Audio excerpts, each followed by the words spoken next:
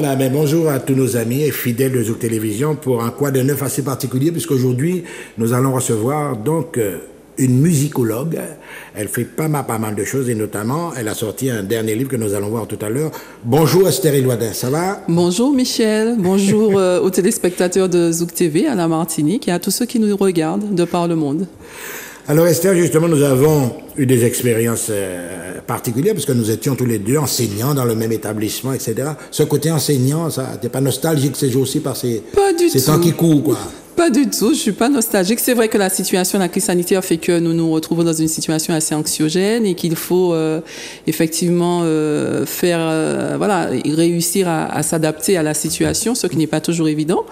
Mais voilà, on essaie de suivre les protocoles et puis on accompagne les élèves et les familles au mieux.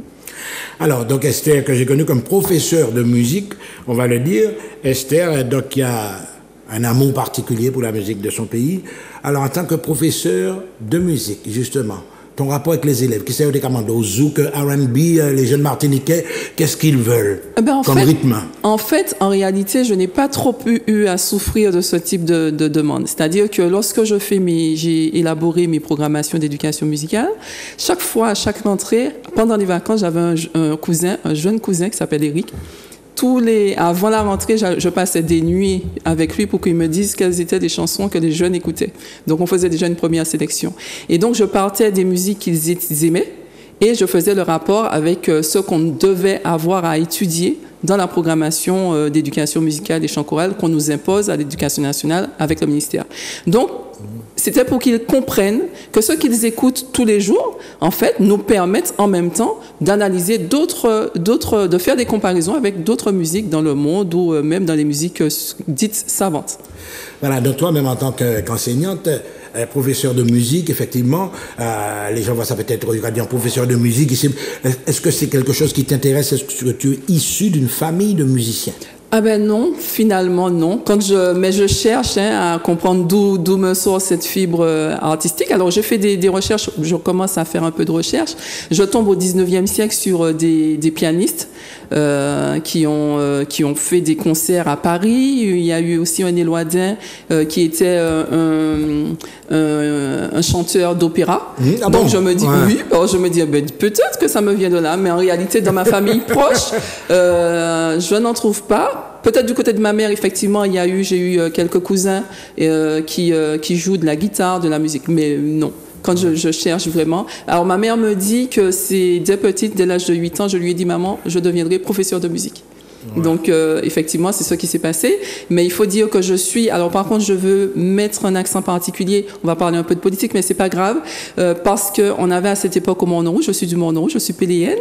Il y avait monsieur Nestoré qui est défunt. Ah, oui. Alors, lui, il a fait un travail extraordinaire auprès des jeunes. Ah. Et là, on n'était pas oisifs. On était tout le temps occupés. On avait une maison des jeunes on avait beaucoup d'activités à faire. Personnellement, très petite, très jeune, j'ai été plongée dans les arts du spectacle, dans l'animation, puisque j'ai animé un mouvement qui s'appelait Mouvement Timamaï, qui avait été mis en place par Gouanel, Maurice Gouanel, qui est un athlète renommé du club péléen, athlétisme. Et en fait, du coup, par rapport à tout ça, il y a plein de choses qui se sont construites, que j'ai nourries et qui m'ont permis. Et monsieur Nestoré, il faisait des choses pour les familles défavorisées. Moi, je viens d'une famille très défavorisée. Quand je dis je viens d'une famille défavorisée. Voilà, et pouvoir participer à des cours de musique, des cours de théâtre, faire de la peinture, aller tout le temps à la médiathèque, tout ça gratuitement, c'est le plus beau cadeau que monsieur Nestoré pouvait nous faire. Et tous les jeunes qui étaient avec moi, en fait, on passait notre temps à la maison des jeunes et on embêtait le directeur, il en avait marre de nous. Voilà. Mesdames et messieurs, vous avez bien compris qu'aujourd'hui, on reçoit une dame qui s'appelle Esther Elouadin, qui a quand même quelques siècles de musique en tant que professeur de musique. Et là, maintenant, on passe à un autre niveau, musicologue, étudier des origines. D'ailleurs, là, musicologie, est-ce que tu peux t'exprimer là-dessus? Ça représente quoi pour toi? Alors, aller en profondeur, quoi, on va dire. Oui. Alors, avant de parler de la musicologie, il faut savoir, effectivement, quand j'ai commencé à apprendre, parce que j'ai suivi la filière musicologie au lycée de Bellevue. C'était le seul lycée en Martinique qui proposait l'option facultative, mais aussi la spécialité musique au baccalauréat. Donc, effectivement, quand j'étais petite élève du collège du Mont-Rouge, j'avais monsieur Soyim qui était mon professeur de musique. Jean-Paul. Ouais. Jean-Paul Soyim. Malavoie, hein. Voilà, Malavoie. Et il était d'abord professeur de français, il faisait les cours de musique en parallèle. Et donc, il m'a donné cet amour pour la musique. Et finalement, quand lui, il est parti parce qu'il est tombé malade, etc., à ce moment-là, on a eu un autre professeur. Je dis, moi, je veux être musicienne, je veux faire ma filière en musique. Et ce monsieur m'a dit, mais c'est très difficile, la musique. Ce que vous avez appris depuis le début là, ça va être plus difficile. Mais c'est ce que je voulais faire. Et effectivement, je suis allée au lycée de Bellevue. Et bon, je ne vais pas rentrer dans les détails, sinon ça va. Tu t'es intéressé par quel instrument? Moi, c'était le piano. Le piano. Donc j'ai commencé jusqu'à présent sur le piano et le chant. J'aime bien le chant, mais je chante pas encore. Hein, voilà. Mais j'aime bien chanter. Et donc il y a eu ça. Et après ça, effectivement, j'étais plutôt intéressée par les musiques du monde. Parce que les musiques dites savantes, classiques, où on dit que moi déjà, très jeune, peut-être que j'avais déjà un esprit militante. C'est les faits du colonialisme. Tu sais, c'est voilà, c'est les séquelles du colonialisme. T'as noir pas bon. Voilà. C'est tout ce qui vient et ça, de je pouvais pas l'accepter. La musique savante. Je pouvais pas l'accepter. Je refusais justement de passer un doc de musicologie. Ça ne m'intéressait pas. Je n'en voulais pas. Ouais. Et donc finalement, j'ai eu cette possibilité, cette chance de pouvoir suivre une formation universitaire à Nice-Sophia Antipolis, qui était en ethnomusicologie. Et l'ethnomusicologie, c'est justement apprendre à découvrir les peuples à travers leur musique, leur danse. C'est une démarche historique, anthropologique. Voilà, c'est ça qui m'intéresse. Voilà. Donc, on va maintenant parler, alors là, si on peut me mettre à l'écran, 4 siècles de chansons grivoises et paillardes aux Antilles-Guyane. Alors là, ce que vous voyez, chers amis, donc c'est cet ouvrage d'Esther Éloinet qui est sorti, 4 siècles de chansons grivoises et paillardes aux Antilles-Guyane. Alors, pourquoi cette thématique, Esther? En fait, je me suis rendu compte finalement, d'abord, justement, quand j'étais en études à l'université de Nice-Sophia Antipolis, il fallait, à l'issue de la formation, présenter un mémoire. Donc, du coup, je me suis dit que ça aurait été sur ça. Pourquoi? Parce que quand j'ai quitté la Martinique, j'ai eu 2 copains qui s'appelaient Olivier, les deux, je les appelais les Olives, et ces 2 copains, ils m'ont offert un CD de Fuck Lee, mais j'avais aussi des CD morceaux... de Fuck Lee. Oui, donc j'avais aussi des morceaux de Bellet, etc. Alors du coup, je me suis dit, waouh, quand j'ai écouté, ça m'avait tellement porté, je me suis dit absolument, quand je ferai mon mémoire, ce sera sur ça. Et donc, depuis plus d'une vingtaine d'années, c'est effectivement un thème qui me nourrit et dont j'avais envie de parler. Entre-temps, j'ai plutôt travaillé sur la haute taille, sur la musique, voilà. Et puis après, bon, là, en 2021, je me suis... pas 2021, depuis 2017, je me suis inscrite en doctorat et je me suis dit, bon, ben voilà, il faut absolument que je parle de ce thème qui me porte. De cette thématique-là. Voilà. Alors, là, on va passer peut-être à une deuxième diapo. Là, tu vas peut-être approfondir, entrer un petit peu plus. Alors, les musiques du monde. Et Makawa, par exemple, la Rizabim. Absolument. Musique du monde, donc c'est... La Rizabim, voilà. C'est guadeloupéen. C'est guadeloupéen, c'est guadeloupéen, mais tu vois bien que tu vois bien que c'est un CD, tu vois, déjà, ils nous classent dans la musique du monde. Ils savent pas trop où nous classer, hein. La world music, voilà. Et ça, c'était les petits vinyles qu'on achetait de 45 tours, où il y avait seulement un titre sur une face et un autre titre sur l'autre face. Et la Rizabim, pourquoi j'ai voulu en parler? Parce que pour moi, c'est une des chansons à double sens. Une des chansons grivoises et paillardes, mais à double sens. La Rizabim, tenir vieux madame, là, tenir en paille, de case là, tenir pied piment, chalet à vieille femme là. Voilà. Qui brille les pieds piment. Alors qu'est-ce qu'il y a de plus? Qu'est-ce que c'est gentil, soit les enfants peuvent chanter ça? Bien sûr que c'est très gentil, mais quand on dit chalet à vieille femme là, on parle de quoi, en fait? On est en train de parler justement de la... ben voilà, toute explication, hein, Michel, moi, on peut pas dire rien d'autre. Mais en plus de ça, la chaleur renvoie à la ménopause, au moment de la ménopause. quand la femme... Voyager loin, mon Dieu. Ben moi, oui, c'est la gorillose, hein, toi, c'est la mienne. Et donc, en fait, le truc, c'est que lorsque... Et en fait, c'est une personne âgée qui m'en a parlé. Hein, je n'avais pas percuté. Voilà. Et en fait, effectivement, j'ai eu cette expérience. Je dis, mais non, mais pourquoi tu dis que la ménopause, quand on a nos règles, on nous dit, quand les femmes ont leurs règles ou leur menstruation, on leur dit, mais ne vous approchez pas d'un pied de piment parce que vous allez brûler le pied de piment.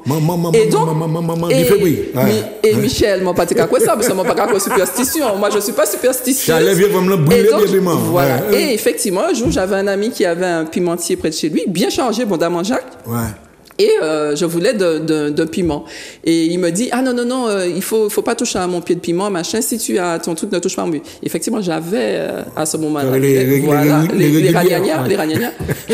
Et donc, j'ai effectivement pris des piments dans son... Et où savent que pied de piment a desséché? Il desséchait. Vous êtes séchant pied de piment, des feuillants Laurent. Et là, du coup, non, pas ajouté. C'est pas ça. Donc, du coup, effectivement, on n'a pas idée, mais effectivement, c'est une des chansons qui est quand même à double sens. Et toi-même, tu dis, c'est un femme qui chaud, qui a les verrobies et tout. Tu vois l'image que ça transmet par rapport à la femme. Et souvent, l'image de la femme est parfois dévalorisée dans des chansons. Ouais.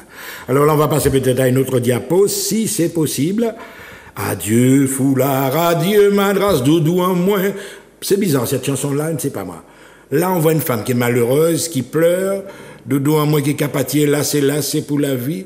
Alors, qu'est-ce que tu trouves de pas... C'est triste, ça, c'est pas grivois, c'est pas paillant, ça. Et c'est souvent, c'est une chanson à double sens. Et c'est souvent, justement, la première interprétation. C'est ce qui est intéressant avec ce type de chanson. La première écoute. Ouais. Quand on écoute, le premier sens, en fait, ce sont des textes polysémiques. Le premier sens, on le prend de manière innocente.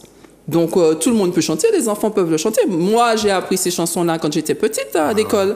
Mais en réalité, quand on s'arrête effectivement sur le contexte historique, ce qui est dit, en réalité, qu'est-ce qui se passe? C'est quand elle dit adieu foulard, adieu madras, adieu collier chou, on revient à l'époque coloniale. Cette chanson a été écrite en 1759 par le marquis de Bouillé. C'est une chanson effectivement qui vient de la Guadeloupe. Il est en train de dire, en fait, la femme qui parle, elle est en train de dire, les matelots qui venaient. Exact. C'était un officier, je crois qu'il a laissé. Elle était tombée amoureuse de l'officier. Voilà. Ouais. Mais rappelez-vous, à cette période, justement, à l'époque de Saint-Pierre, toi qui connais bien Saint-Pierre, qui était une ville faste, on avait beaucoup de matelots qui passaient. Cosmopolite. Voilà. Et effectivement, les femmes en profitaient pour avoir des amants, mais aussi avoir des bénéfices matériels. Donc, le foulard, le collier chou, les madras étaient rapportés par les matelots. Et donc voilà ce que ça avait un sens commercial. En fait, c'était des prostituées, c'est ça, tout à fait, c'est le terme.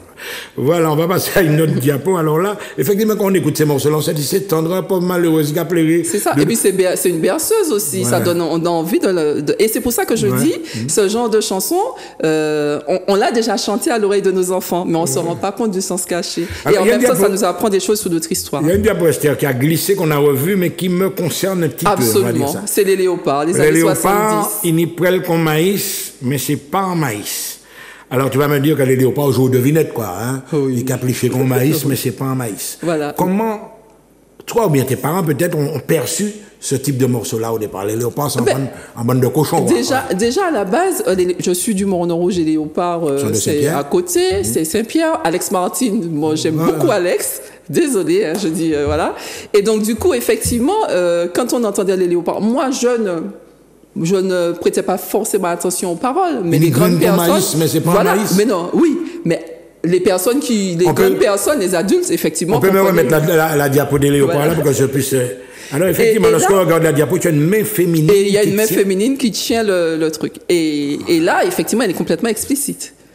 Hein? Et ce qu'il y a de bien, c'est que finalement, on se rend compte, regarde bien Michel, on est passé du 18e où les paroles étaient beaucoup plus cachées, subtiles, plus nuancées.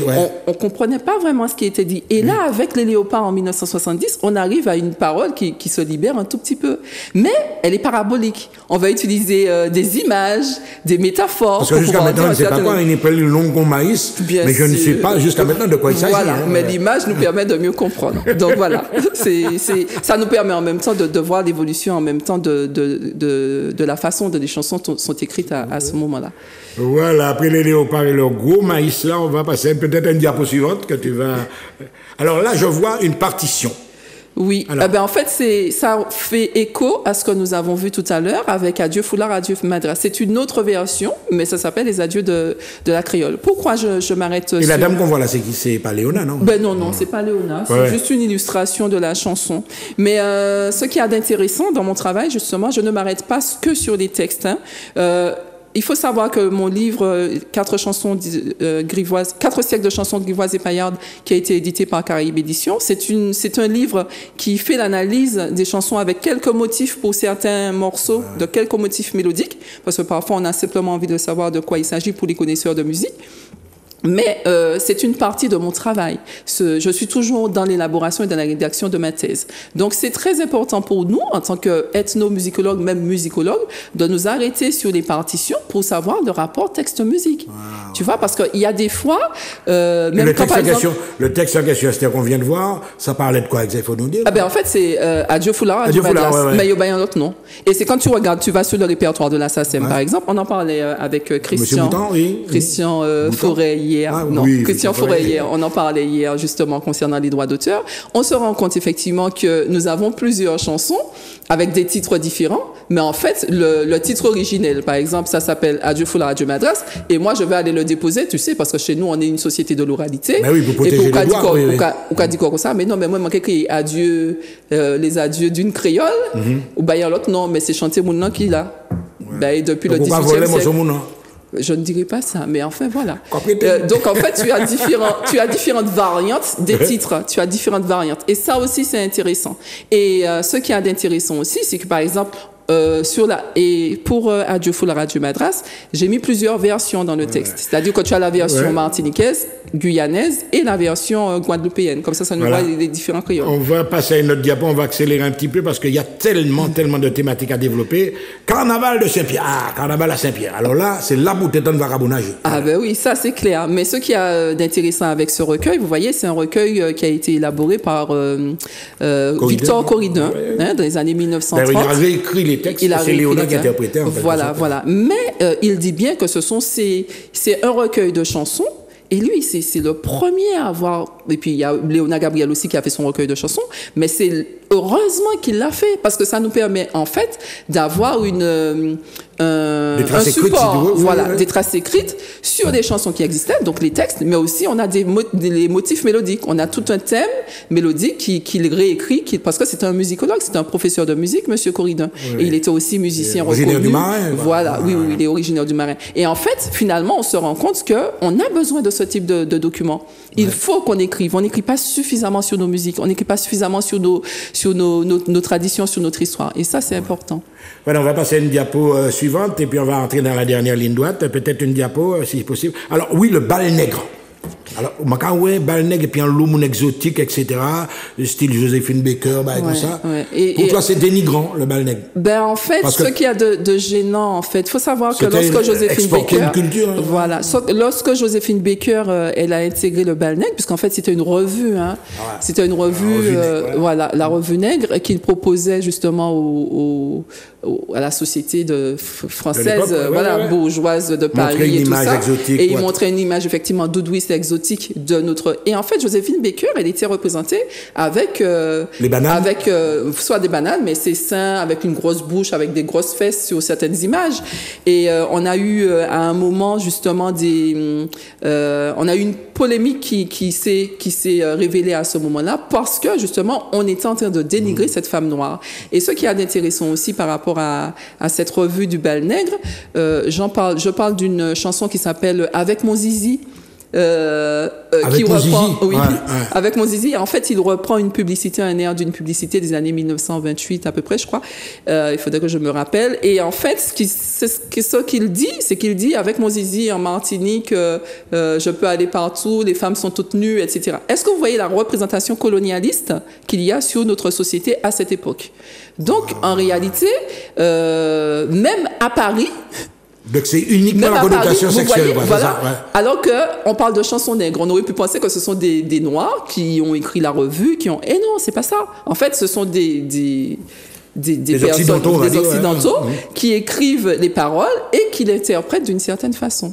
Et qui véhiculent une image qui n'est pas la vraie image de notre société. Et effectivement, alors que pourtant les gens valorisent le bal nègre, l'exposition de 31 de ça. Bien donc sûr. c'était une manière de mettre en valeur toute cette culture mais dans l'exposition, etc. bien sûr, mais dans l'exposition coloniale de Paris, on avait un zoo humain. Ouais, les gens étaient exposés comme des animaux. Et on exposait. Et qui est-ce qu'on exposait? Est-ce qu'on exposait les Occidentaux? On exposait justement des personnes de couleur noire, venez les voir, etc.